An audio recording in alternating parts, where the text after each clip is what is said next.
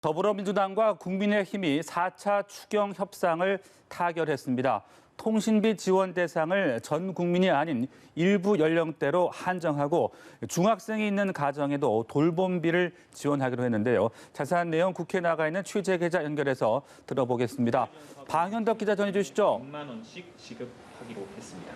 다만 이 경우도 네, 여야는 4차 추경 7조 8천억 원에서 약 200억 원가량을 삭감해서 오늘 밤 처리하기로 했습니다. 정부가 추경안을 국회에 제출한 지 열 하루 만입니다.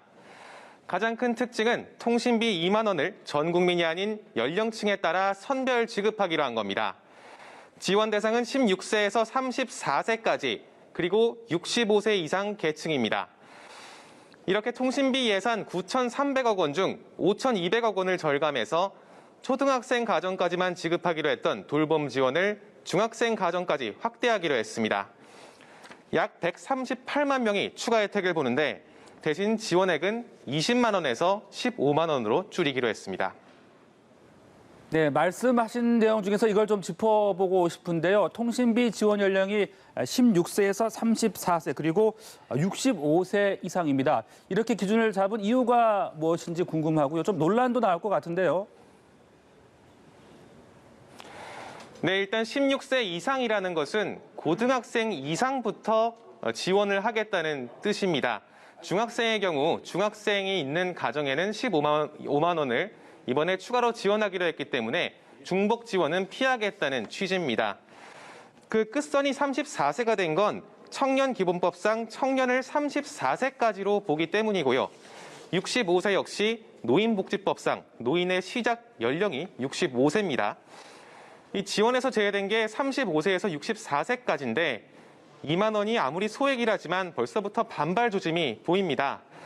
특히 이 계층은 경제활동이 제일 활발한 분들이기 때문에 애초에 비대면 업무로 데이터 사용이 늘었으니까 통신비를 지원해주겠다던 그런 추경의 취지와는 정반대되는 게 아니냐 이런 지적이 나올 수밖에 없습니다. 이 때문에 민주당 이낙연 대표는 오늘 기자들과 만난 자리에서 추경을 빨리 집행해야 한다는 절박감 때문에 선별 지급이 불가피했다고 사과를 하기도 했습니다. 네, 그런가 하면 국민의힘이 계속 주장해왔던 독감 백신 무료 접종, 그러니까 1,100만 명을 무료 접종 대상으로 추가하자는 것, 이건 어떻게 된 겁니까? 네, 백신은 의료수급권자와 장애인 105만 명을 추가로 무료 접종 대상에 추가하는 그 정도 선에서 합의가 됐습니다. 이미 시중의 백신이 병원으로 다 팔려갔기 때문에 1,100만 명이라는 어마어마한 수를 무료로 지원하기는 어렵다는 게 전문가들의 판단입니다.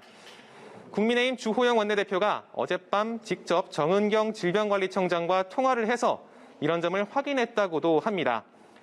양당은 이와 함께 추경 원안엔 빠져있던 법인 택시기사 약 10만 명, 약 9만 명에게 재난지원금 100만 원씩을 주기로 했고 유흥주점, 콜라텍 등 집합 금지 업종에도 200만 원을 지원할 예정입니다.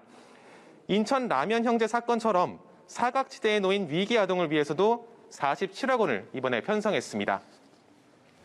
네, 알겠습니다. 그렇다면 이제 코로나로 어려운 국민들의 입장에서는 이 같은 지원이 언제 내 손에 들어오는 것인지 일정이 어떻게 되는지 궁금하실 것 같습니다. 앞으로 일정 정리를 좀 해주시죠.